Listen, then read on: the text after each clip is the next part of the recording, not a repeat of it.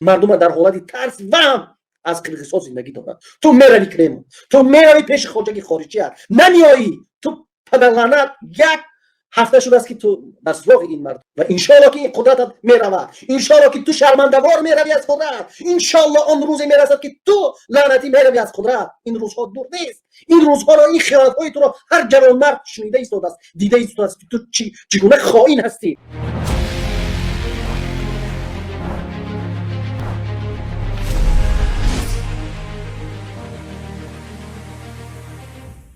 رئیس جمهوری قرقیزستان میآید طرفی کی؟ طرفی شهروندایش میآید خانه‌های شهروندایش رو چیکار میکنند؟ نگاه میکنند. قطعی مردمش گپ میزنند. Глава государства встретился с местными жителями на территории разрушенной школы, где сам прочитал молитву по погибшим в столкновениях. برای چی رحمان نمیتونست این کار انجام دهد؟ برای چی قرقیز میآمده است با مردمش سلام علیک میکرده است، با مردمش از نزدیک گفتگو میکرده است؟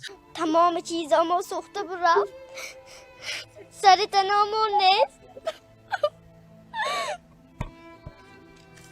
آیا ارزش ندارد که رئیس جمهور بروه سر این کودک را سیله کند؟ آیا این همین کودک با این خودساری آیا حق ندارد که با رئیس جمهورش در دیدش رو گوید؟ آیا رئیس جمهور چی انسانی باید باشد که نباید در مصیبت این مردم شریک نشود؟ این چی رئیس جمهور است که نباید با این طفلک که اشکش ریخته داغ دارد؟ من مطمئن هستم که وقتی که رئیس جمهور میآید گپ میزند با مردمش و دیتی میکند در روز سخت با مردمت بودن، با مردمت رو دستگیری کردن. آیا حق ندارن این کودک‌ها؟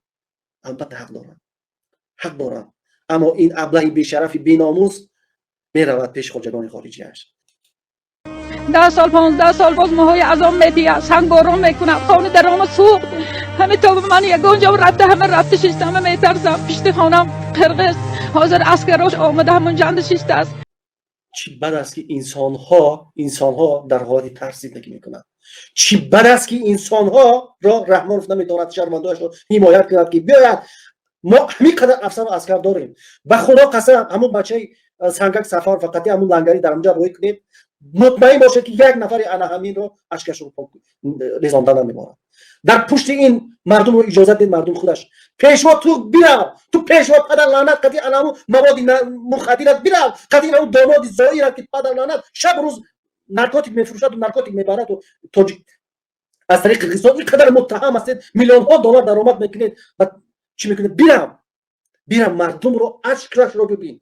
تو پدر نالت رحمان تو میروی کریم، اما مردم در اینجا چیکار دارد؟